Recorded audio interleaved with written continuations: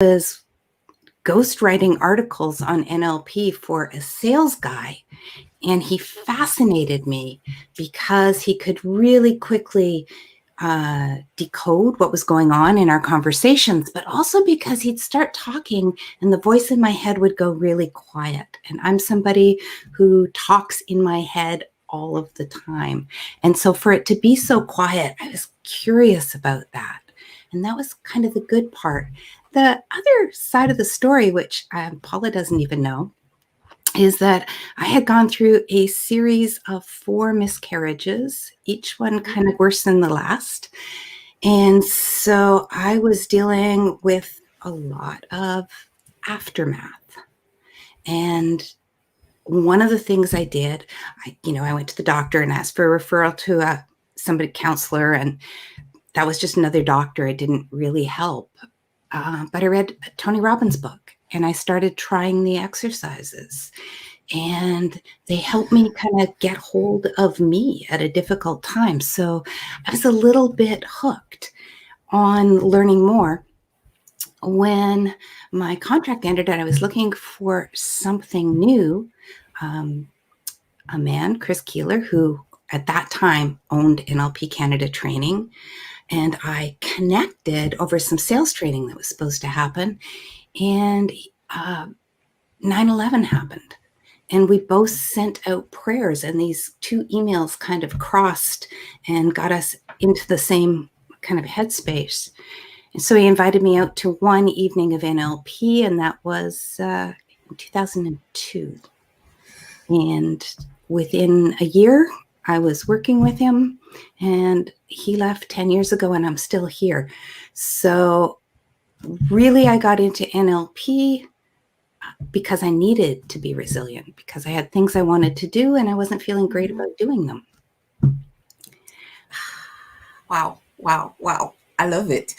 And I feel sad as well because, miscarriage are never easy things to do, and to go through 4 of them and at a young age feels as though, okay, I have to figure out my path forward. So yes, that's the good part for me, because NLP has this way of helping you reconnect with yourself and figure out what the next steps will be. But instead of telling people what I think it is, I'm going to ask you, for those that are not familiar with NLP, can you give us a sense of what it is and what it is not? Lots of people are curious about how they work and how people work. And they go and they take courses or they read books in psychology, and it never kind of fits with, but what do I do right now? What do I do in a conversation? So NLP is kind of that missing link between great information about how people work, but turning it into something that actually changes the way you think, the way you feel, and the way that gets communicated in the world. So it stands for neurolinguistic programming. It's a terrible name. It was the 70s. They made it up and then it stuck, but it didn't really. That's why everybody calls it NLP. It's not really about programming, but it is about conditioning.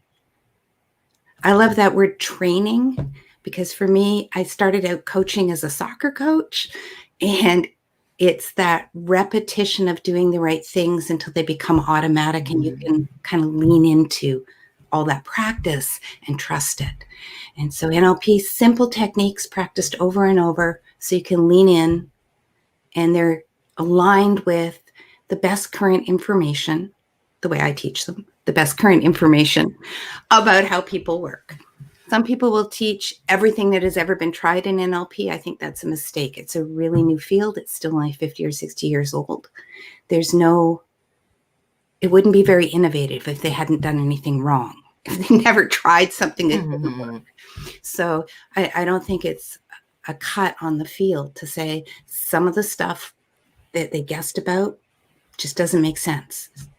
It was 40 years ago. We know a lot more about how people work. But the core techniques and tools, they're techniques and tools. They get you hands-on with information so you can do something useful. And useful is kind of my favorite word. Yes, yes, because at this point, especially through the pandemic, we want something useful. We want to figure out the path forward.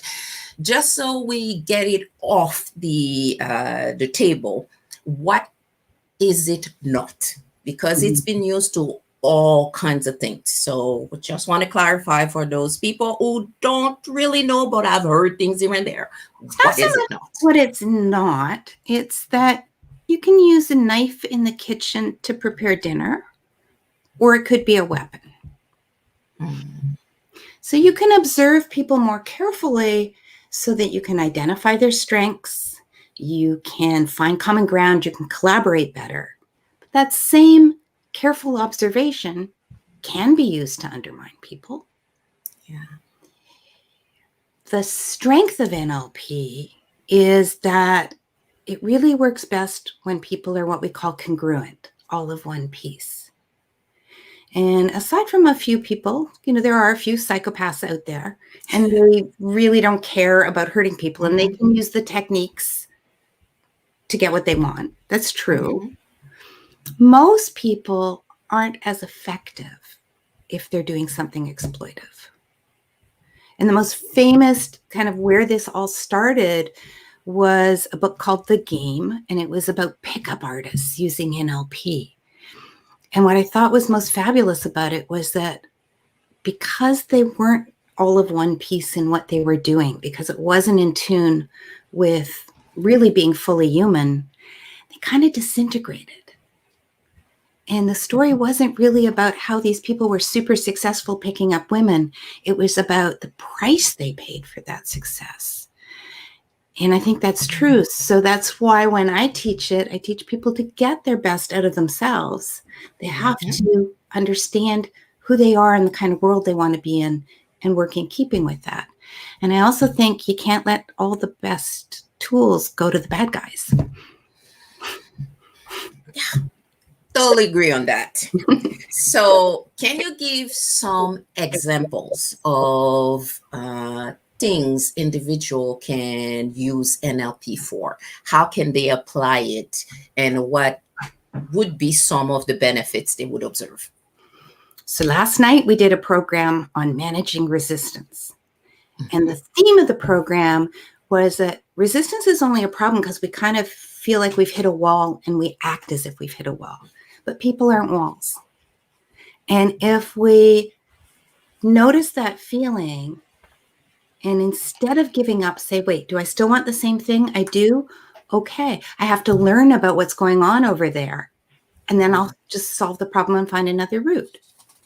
And so we did some work to help people access that strategy. So they practiced it, so it'd be more likely that they'd apply it.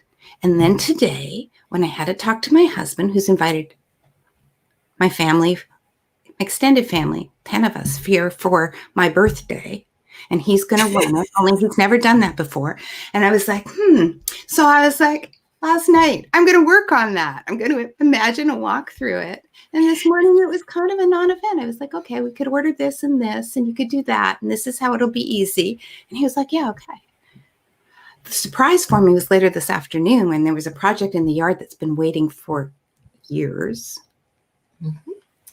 And it was a little tenser conversation, but then darned if he didn't go start on the project. So when you are able to check in with where you're at, and then say, who do I want to be and how do I want to move forward here? That's hard. That takes practice. It's not a natural thing. The natural thing is that direct route from brain to mouth, where you just say whatever comes out. But when you start interrupting that and saying, wait a minute, what do I want? How am I going to get there from here? It doesn't matter if it's at home or in the boardroom. It's going to make it better. And what people most tell me they use is that ability to interrupt their own responses and make choices instead. And I love it. It's hard, people have because we teach it this way in the post-secondary system. I've been teaching in post-secondary for many years. And we teach communication separate from self-awareness. And it's a lie, because the way human beings are built, most of what we communicate is what's going on in us. And a tiny little bit are the words that we use. And you can't separate the two. So when people come to me and they're like, I just want to sell more, I'm like, great. You have to be more self-aware. When you're self-aware, you can build your awareness of other people. And then you can move towards your goals. But like the top salesperson that I've coached went on not just to sell, but to work on a bigger dream. And the thing I love most now is when I look at his social media, he's got so many things he's engaged in, like things that he loves doing. You could call them hobbies, but you could call them passions. And he has gone from having a business goal to having life goals, building all of it together. And I think all of us have that option. We can decide to focus on just one thing, or we can decide that the whole thing is what we're working on. Sorry, I just love it. I just love it. You know, you and your magic, you take the conversation where I'm not even expecting it to go. So that's great. For the people in the audience, what I want you to remember, there's two questions Linda's mentioned. What do I want? And how do I get there? And I would say without hesitation that if in more of our conversation, we would stop to ask ourselves that question before responding, before even approaching someone, then right there, it might help us close some of the loops where you turn around and you say, oh, well, that wasn't what I wanted. And you realize I wasn't even paying attention to the other person. So, and with a lot of the people who are close to us, family and work people, we get into kind of patterns, and they have a function, but they stop us from asking, wait a minute, do I want to have this argument again? And how did I come familiar? I love you so much. And I ended up saying, I love you so much, but. Yeah. And so just, it's a microsecond. It's not knowing what you want in the big picture. It's not having goals. That's important too. But it's at this very moment as we're engaging. What do I want this moment to mean for you and for me, for the people watching? And knowing where we are in space, in time, with a want. And I think that gets left out of a lot of the books, because people focus on these, you know, I want to build the $2 million business, or I want to, owning $1 million house just means owning a house now. But it used to be, you know, people would have those kind of goals. And I think there's a good place for those. But I think you build it up one success at a time, and the successes come from, and sometimes the successes come from saying, what do I want now? Oh, it's not that anymore. Because we're allowed to change our minds. And because as we get more information, that's called learning. Yeah. And so people who get too hung up on always having what they want, and holding it for too long, sometimes it's like, oh no, I can give in on that one. Dealing with kids, parents all the time. Really, could be 35-year-olds, but 5-year-olds too. It's like, wait, do I need to be the one who wins this one? Or is there, you know, something else going on here? And so picking your battles is what it used to be called. Yeah. And I love it because I started doing a bit of NLP years ago, and I still remember my kids when they reached their 15, 16-year-old, and they would turn to me with questions. And as they're asking the questions, they're expecting me to answer the questions. And I had gotten to a point in my journey where I've given you all you needed in order to make decisions and have a sense of where it is and what it is that you wanted to do. So rather than answer, I would ask I would respond with a question and ask them to, you know, start thinking it through. And I remember one day one of my daughters saying, you know what? When I ask you a question, I just want you to give me an answer. And I'm like, Yep, that's what you want. but my answer might not be yours. So what's more important is which answer do you need?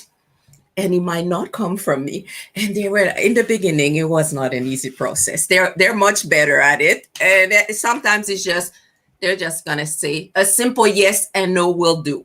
And I would say, for me, it's no. And then you decide what it is for you. But it's the change of the pattern. Because as you say, being a parent, there comes a point where you can no longer tell another human being to do or not do. You can only wait for them to figure out what that step is, because otherwise you find yourself in confrontations all the time. Anyway. So one of the he's kind of a founding father. He didn't found NLP, but Milton Erickson was a famous psychiatrist. He was a hypnotherapist. He did use hypnosis in psychiatry, but he also wrote lots of medical papers on the use of it. And they studied him when they were developing NLP.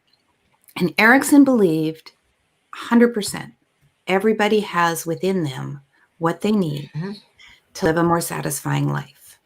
Not a life that satisfies other people. That was a little bit of a catch. But it means that when you're a parent with your kids, you can say, okay, they do have it. Not because I was such a great parent, because some days we don't feel that way, but because everybody has it there. And our role as influencers is just to help people make that connection.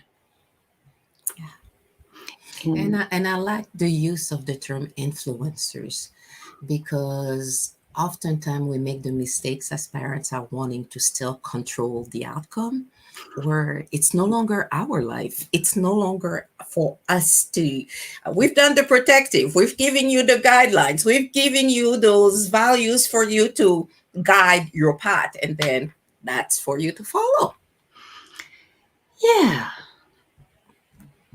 Even when you're little. Yeah. I mean, I coached a woman once who was having trouble getting her, I think he was 7 at the time, her 7-year-old out the door to school in the morning, which is a pretty common stress point. And you know, the answer had been, have you tried asking him nicely? You know, she tried. I can only imagine this. And he went out the door. After a while, she decided she just didn't feel like using her willpower to be nicer than she felt like. So she yelled at him again, but because people get to keep making their own choices, right? But it was that, you know, just have you got that moment of connection? Now I teach people, if people aren't listening, don't give them new information. You have to make the connection before you have a channel to communicate. But after teaching communication in schools, that almost never comes up. And in fact, in the textbook we use in business communication at the college where I teach, it's like create buffers between you and your, I was like, you don't need a buffer from your reader. You need a connection. And what you need to be doing is making a connection. It's not just come up with something that sounds good, but it's really think about that other person for a moment and notice if they're paying attention to you. Because when you have attention, people understand you whether or not you pick the right words.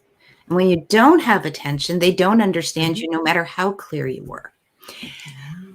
So under all of it, you know, you can improve, you can learn techniques, you can learn, you know, how to structure a business letter or something in a way that's sort of useful. But underneath it all, I think we need to be better at being aware of what human beings are and how they process information, and respect that, because when you respect the way your computer works better. When you respect the way your toaster works better. It seems so simple when you say it like that. And often when you look at conflicting situation where people are having confrontations, and it's truly that. I want you to do something according to my way. And the other person are thinking, I'm going to do it my way. And that's what it is. We're not connecting. We're not paying attention to one another. So therefore, I don't even understand why it's important to you and whether your outcome is actually a challenge to mine. Because sometimes it's not. Once we understood and we figure out the path forward. We're honest about home lives. We've been part of at least one conversation where we were arguing and we both wanted to do the same thing. And you think, how could that happen? That is so illogical. And it's because what we wanted was to do the same thing, but together. And we weren't paying attention to each other. Mm-hmm. And the human brain, not the personality, this isn't about being needy, this isn't about your background, but the brain is really hyper aware of other people and the people that are around us that are in closer proximity or that are around us more often. We're built to be hyper aware. They become links in our neurology. I don't understand that part, but there are social neuropsychologists who do understand. It's not a made up thing. And it means that we're always paying attention on some level to other people and what they're paying attention to, so we can predict what's going to happen next, because human beings are the biggest factor in what happens next for most of us, moment to moment, day to day. And so when your brain can't predict, because people are deliberately withdrawing attention or off in their own space, and nobody can actually read minds.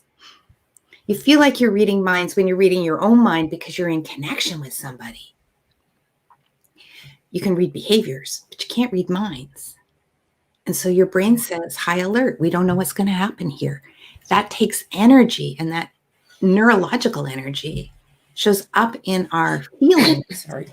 This is really uncomfortable, right? Because we want to be able to predict what happens next. It's not even about control. What we control is us, but we can't have any control without prediction.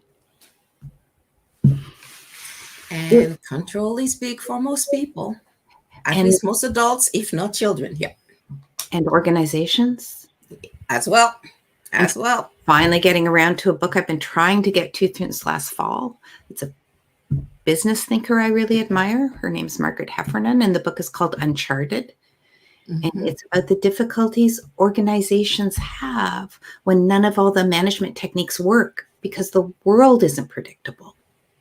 Yep. Pandemic. Big ones. You know, this is where I like that NLP allows us to bring together science and the arts, because they're not coming together enough. And people who are used to science, even behavioral science, they're always like, we should be able to predict. It's very weird that things are ambiguous. What is that? VOCA. Volatile, unpredictable, uncertain. Yeah. Okay. Complex and ambiguous. And I'm like, yeah, welcome to the world of the arts. Because in the world of the arts, that's where we've been playing for as long as there have been people. And we really need both kinds of thinking to get us through. So I have a PhD in poetry. So that means I am that transition is easier for you than I would say for most. Yeah, I'm still trying to persuade people that reading novels is a really important thing to do if you want to get better at making predictions about people. So, yeah. But I don't know whether our predictions are ever, because I find that in a lot of situations, your prediction say mostly things about you than it says about the other party. That's the discipline of the NLP, right? That's why we need these little techniques, because naturally we project, naturally we do confirmation bias. And the only way to balance that out is to develop a habit of being skeptical about our own thoughts. My newsletter this week said, don't believe everything you think. Yes. And So now this isn't the whole world of NLP. This is NLP Canada. Because not everybody who's in the world of NLP has spent a lot of time understanding the foundation, understanding what's underneath the techniques and why they work, or trying to understand what's going on in the rest of the world in thinking about how people work and matching those things up. And I really believe that you need that foundation in principle and in understanding how what you're teaching fits what they're going to hear other places. So I try and read kind of most of the current, latest, greatest books on decision making and choices and what makes people happy and how they change, and a little bit of this, a little bit of that. It's not like doing a degree in just one thing, because I really believe what we need is all of that to make good choices. And the people that come and study with me are doing all of that. Some of them are trying to, I have one client who heads an insurance company. He's got different kinds of issues in some ways. In other ways, he's not in Canada, but he's also not in his birth country. So he's communicating across cultures, and then I'm coaching from a different place again, trying to help him navigate. And you might say, well, shouldn't he get somebody from that culture to navigate? But no, you need bridge builders. And so, yeah, I'd be happy to be thought of as a bridge builder to help people bridge the gap between what's driving them, but outside their awareness and their conscious mind and their conscious thinking. And then when they start building that bridge, they're much better able to build bridges with other people, but also with situations and organizations. I love the portion about the bridge builders, because I don't think any societal, or if we can call it, challenges can be addressed until we start learning how to build those bridges between perspectives, between cultures, between upbringing, everything, or even between the various sectors of industry. So all of that, as you say, because we each come into a conversation from where we have been. And in that conversation, we sometimes, or most of the time, engage with the other person, not understanding where their journey has started and where they are at that moment. So it's, attention. We go right back to this. And the quality movement. I almost, before I got into NLP, was involved with some, do you remember quality assurance people and the quality movement?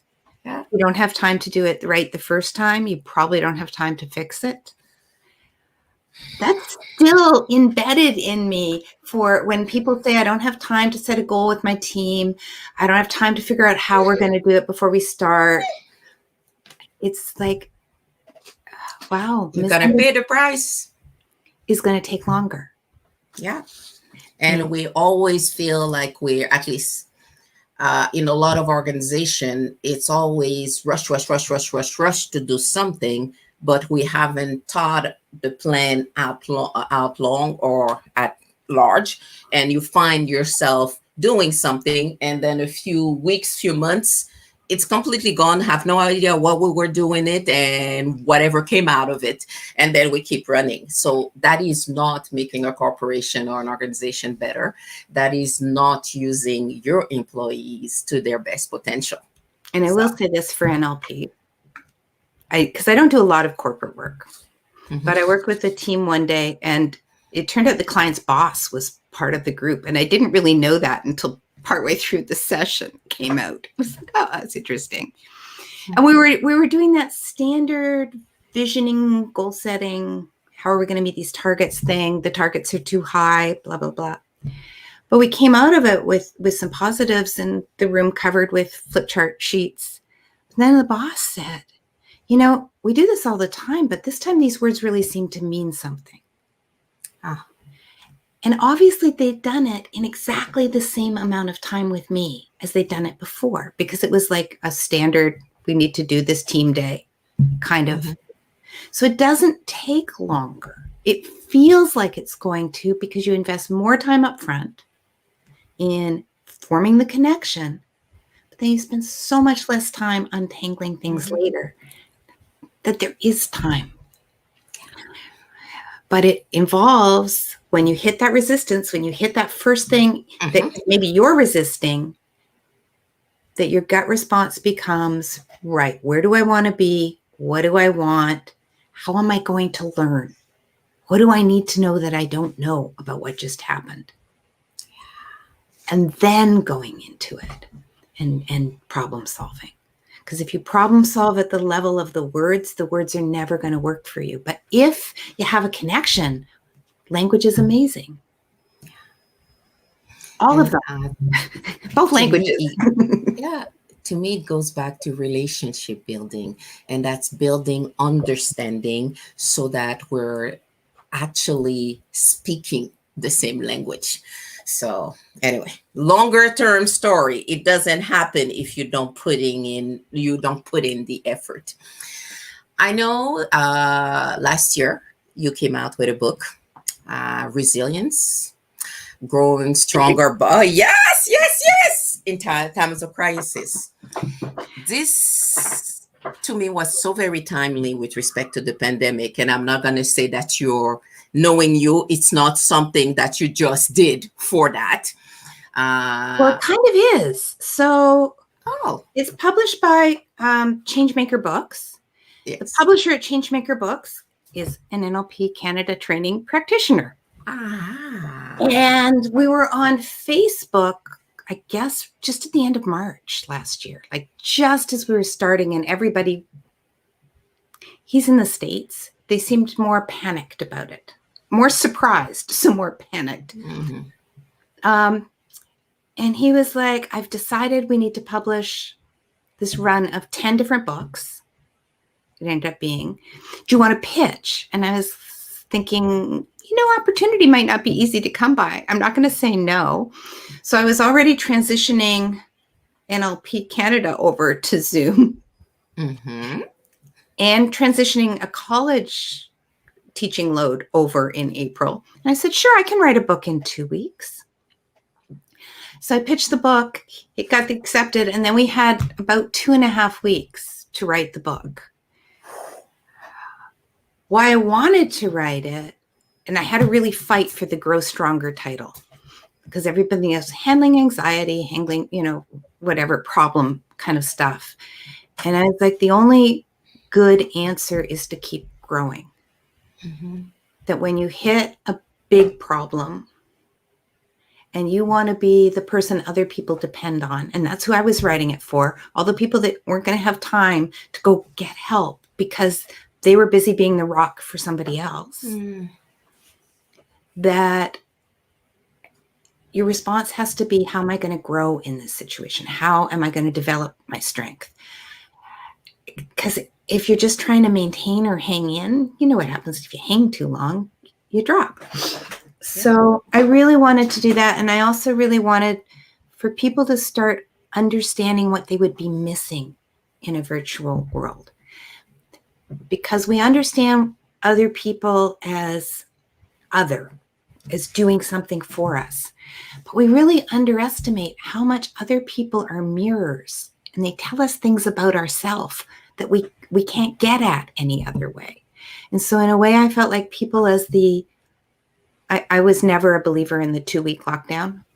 When they locked down our building, he said, I'm asking people to, stop things for 2 weeks. And I said, well, I've canceled things till the end of May. So we'll see after that. By then it was, so I was already thinking it's going to be a long crisis. And I want people to know they're going to feel weird. Excuse me, those allergies. And they're going to feel weird because behind the scenes, their brain is usually processing all this interaction with other people that tells them something about what's going on in them, in the same way that a mirror shows you your face. Now we get to spend more time in front of mirrors than ever before because this is really a mirror. Mm-hmm. But it's only one mirror and we're only seeing ourselves through our own eyes. And when we're interacting with people, they say weird things and we go, oh, that's weird. Oh, why is it weird? Okay, what does that connect to for me? Mm-hmm. It opens up our own thinking. And so it's really important to me to reach out with the message that this is going to be happening, be aware of it, and so be a little more active in seeking connection because you're going to need it to stay balanced in yourself, which remember Tom Hanks in that movie Castaway talking to his Yes. ball? Yeah, it didn't really come out how much lack there is, that it's not just in having external conversations so you find out about something out there that you're missing, but that kind of who we are is our web of connections. Mm-hmm. That's an idea NLP doesn't have, but gives you really good tools for exploring. And so most of the time where I'm playing is I'm not exactly mainstream for the NLP world because I don't want to be. What I want to be is also that kind of bridge that says, okay, this idea, how do we turn that into something we can do? And then NLP will usually give me an answer for that. Told you she was special. Every single thing she says feels like breathing and talking in LP. But I also know, and I'm saying but, it's not but, it's and. I also know that you're using storytelling for a lot of your practice, but also in your personal life. Can you tell me, or can you share, what are some of the connection you observe through storytelling and the result it brings? So to me, two things are necessary for a story. One is you need some sensory experience being described. So it doesn't happen off in the abstract. It happens somewhere and people are feeling things and doing things and seeing things. And you get that stuff happening so that the listener can trigger the same feelings inside themselves that the teller is bringing up. So you get two people in sync because we sync up with other people through our senses. That's what we share as reality. And there has to be something happening to make it a story. I have met some people who think you can have stories where nothing happens. No, that's literature. You can do a poem where nothing happens, and there's valid for that. But for stories, things happen, which means people have to adapt and change within the story, and the reader has to adapt and change listening to the story because they think it's going to do one thing and then it does another thing. And so more than anything else, I think stories allow us to live through change together. And that's not always our experience of change in our lives, right? You can feel like you're changing, the people around you aren't, don't understand. Maybe your family doesn't understand what's happening at work. Maybe at work, people are doing different things and they're not really paying attention. So we're changing alone a lot. But in a story, we change together. And that gives us this incredibly useful way of sharing information. When I tell a story to a class of grown-ups or 100 kids, doesn't matter, it gets really quiet because they're listening. But they're not listening to me. They're listening to the story because I'm in the story with them. And we go through this story, and it can be a little story about something that happened in real life. It could be a big story. But I'll tell you, even 20 years ago, I was telling stories to kids about dragons and wizards. And they would have so many feelings that at the end they would say, is that true? Now, these are kids, even 20 years ago, they're listening to the news. They're exposed to all of this. They know that there is not a dragon at the zoo. They're not thinking that. But the story got into them so much, it feels like truth. And I would just say, that is truly the way I learned the story. I wasn't there. It happened a long time ago. And the kids would go, oh, okay. Because you don't want to tell anybody a story isn't true. All stories are true. They're truly your experience of change and change in response to events. So to me, they're much more complicated and rich than when people talk about giving an analysis, because kind of by definition, you analyze one component at a time. But in a story, you get the relationships, the patterns changing through time. So back to VUCA, back to volatile and complex. But it comes out in the way that you could talk to I got to read a story to my 20-month-old grandson the other day. And it was about a turtle going to a party. And the weirdest thing for him was the party. He's never been to a party. He's 2. He's not even 2. His whole life has been in COVID times. There are no parties for kids, right? But he was there because he could feel it was Hurry Up, Franklin. It is a good book. It goes back a long ways. That turtle trying to get distracted, but come back on course, but get distracted and making it just in time. See, you're cheering for him too. And I'm just retelling the barest smidgen of this story.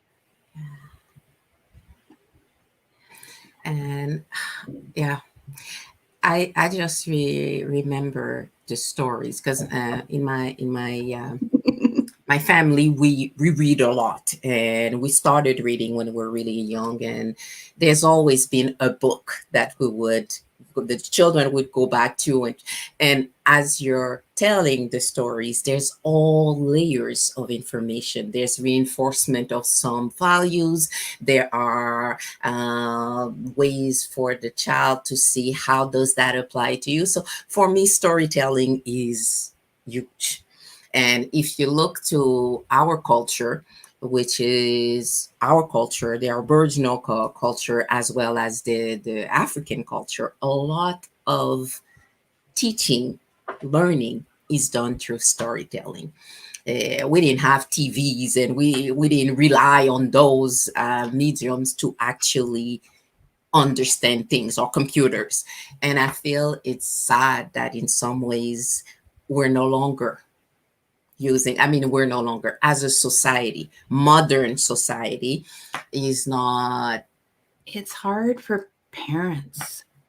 It is hard to fit in that kind of culture in 3 hours on a Sunday afternoon, which is the only time you have off when you are not running kids' places, getting to school, doing this, doing that. I am fortunate I get to make some time for kids because I work weekends. I can sneak some time off during a school day. This week I'm starting a run of 3 story sessions with some grade 4s. And I'm going to give them a really beautiful, complicated story from the west coast of Canada, from the Indigenous peoples. I'm not sure which tribe it is. I have to look it up. But it's about bears and respect, and a princess is kidnapped and married to a bear. It's a Beauty and a Beast story, but it plays out really differently. And then in 2 weeks, I'm going to tell them Cupid and Psyche from ancient Greece, which is also about a princess who ends up married to somebody who might be a monster and turns out to be a god, and how she is able to kind of make her way to a happy ending, whereas the princess in the other story gets a sad ending. Deservedly, sort of. You still feel sad for her, but it was her choices coming to play. I think showing the kids that all of those stories are kind of equally complicated and rich does a lot for helping them be open later to understanding people from all different cultures. And as long as I've told stories with children, I've been aware of telling from all over the world and making sure every kid could see themselves represented in the stories some of the time. Although, to be fair, I didn't actually tell very many stories about blonde princesses at all. It's probably my least. That's because they were too mainstream. Because they don't. There are a few of them, but mostly the blondes aren't the interesting ones. I don't know why. It's partly because of where the stories come from, even in Eastern Europe. I love Russian fairy tales, but there aren't a lot of famous Russian blonde princesses. So you get a little bit of this, a little bit of that. And then mostly I don't let kids know so that they can be whoever they want to be in the story. In that story, yeah. And that happens the same way in an NLP class with grown-ups. The surprise for me when I was starting out in NLP was I told some fairy tales. And the adults like them more than the kids, if anything. They were like, oh, no, tell us a story.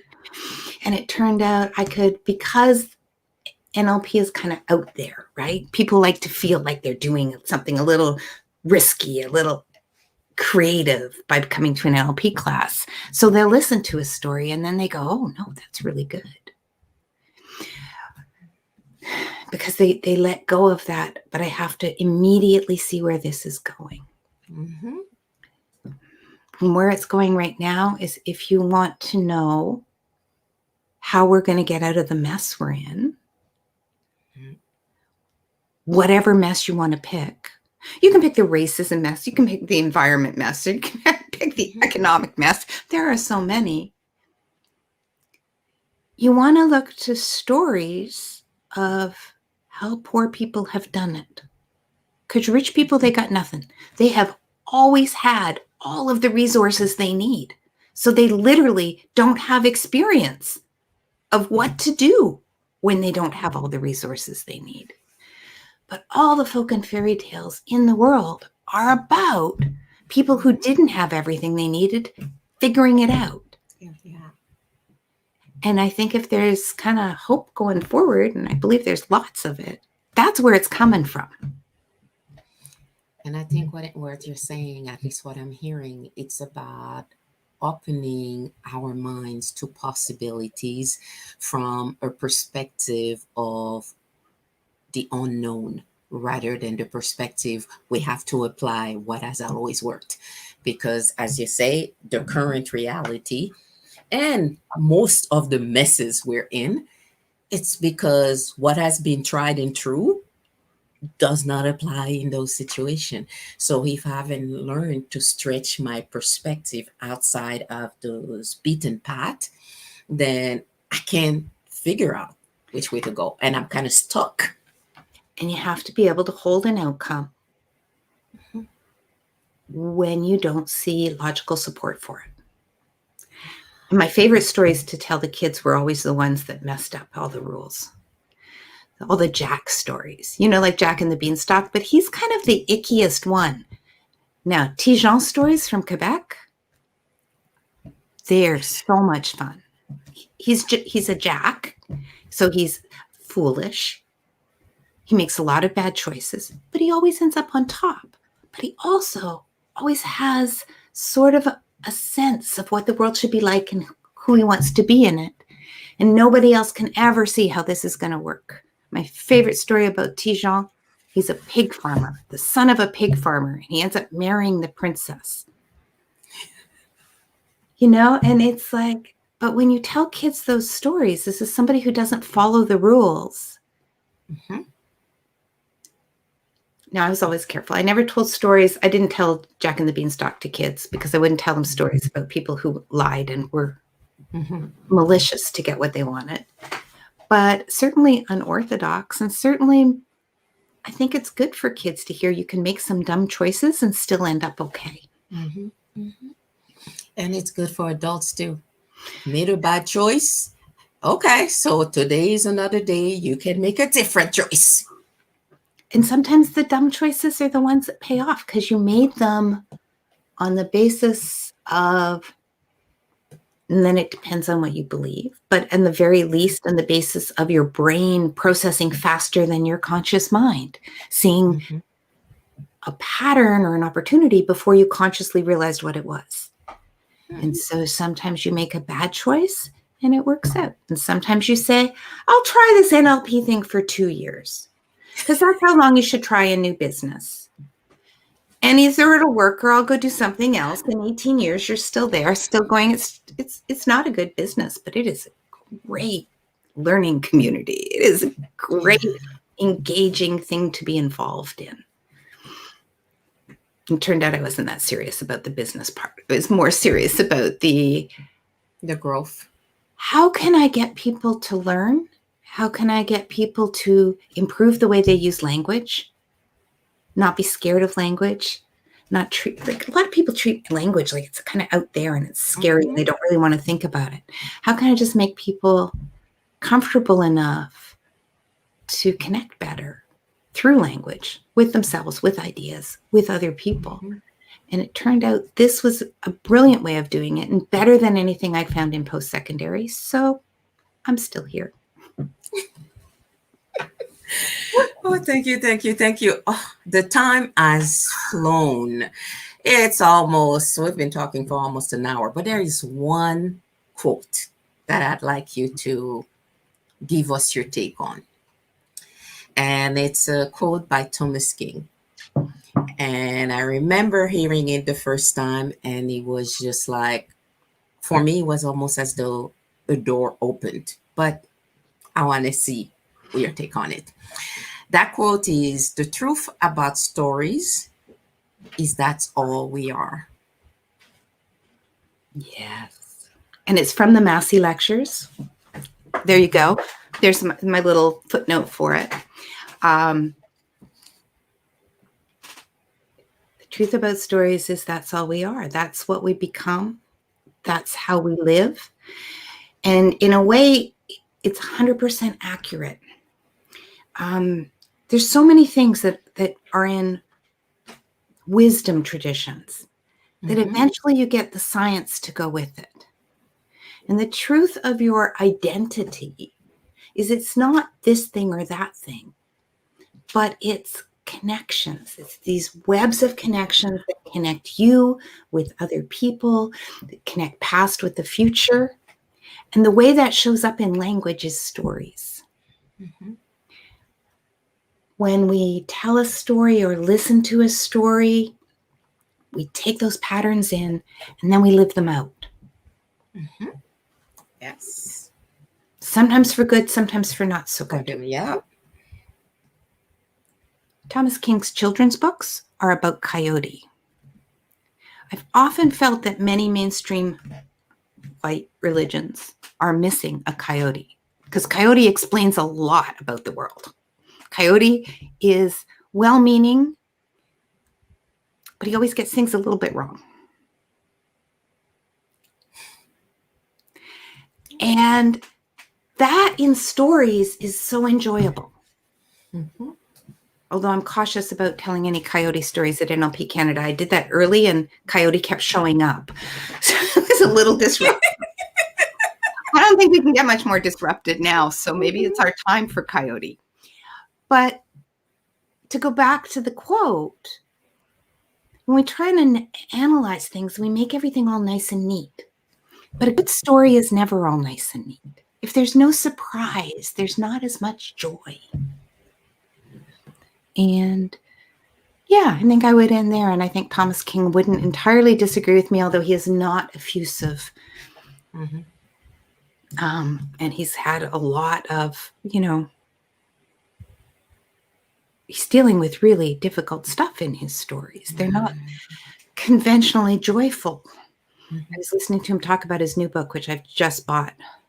It's called Sufferance. And one of the characters goes to live in the ruins of a residential school and apparently spends his days removing all the crosses and replacing them with river rocks engraved with the names of the children buried there. Wow. And to have processed that, to have taken what happened and turned it into just that little bit of story. Yeah, if that's all I achieved in my lifetime, I'd be okay with that. I think that's worth it because there's so much encapsulated into that little bit. I haven't even read the book yet. I trust him. I've read his other books. And I hear there's so much more to what you're saying than I've perceived when I first read that quote. And for me, it was all about the stories we tell ourselves and the stories we tell others in order to suit ourselves. So whichever way, it's always there's a story behind everything you say, everything you do, whether you're aware of it or not. And by checking back, that's how you start exploring what does that really mean. So And also sometimes people tell us better stories about ourselves than we've been willing to tell ourselves. mm, yeah, because we only see one side, the side we don't like. We don't see those other elements.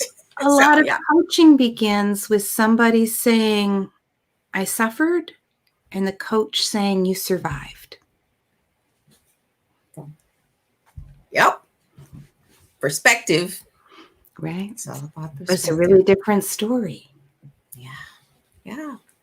One, you're a victim. In the other one, you're a thriver. You grow stronger. Oh, yeah.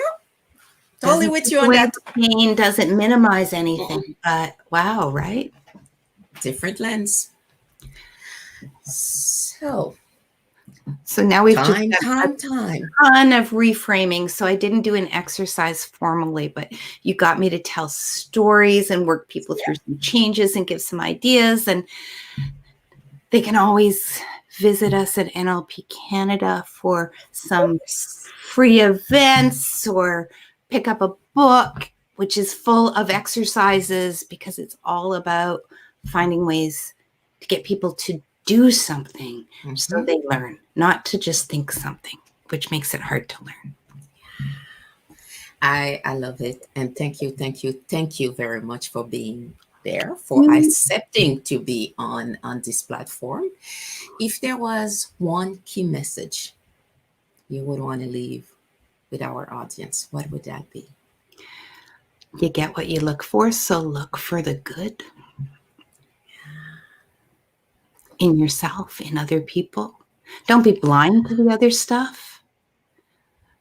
But it's amazing how much good comes out of looking at somebody and looking at their strengths and then bringing that strength out in you so they see it too. And I think, yeah, that's my final word for you. That is precious. And I would say any parent out there, that would be something also for you to pay attention to. It's not always easy, but look out for the best. And you'll be surprised. You might discover things that you've never noticed before because you were so hung up on what they haven't achieved yet or what they are not showing up as, whichever way, which is still about you more than it is about them. Or what you're scared of. I guess I'm kinder Yes. to parents. I feel that they are seeing what they're scared of and they're Yeah. and it's easy to be terrified. But when people talk about what kind of body do you want and all these, I want to have the body of a 2-year-old. I love when you watch a toddler because they have so much more control than they've ever had before. And they are all that in a bag of chips. And I'm like, that's how I want to feel. I love it because I have a 2-year-old toddler, and that's it. And it feels like there is no fear whatsoever. We're running after her, trying to get her out of problems, out of challenges, out of danger. And sometimes it feels like she narrow almost every single time, narrowly miss the fear we have, and she's still smiling and enjoying while we're there heart beating and thinking, oh my God. Yeah. Thank you. I love that. Maybe I should think more like my grandchild rather than the grandparent watching over the child. Anyway, it's been a pleasure, as usual, having a conversation with you. And And I feel likewise, blessed. me too. Thank you. So this is it for tonight, and hope you enjoyed it. And whenever you want, come back for more.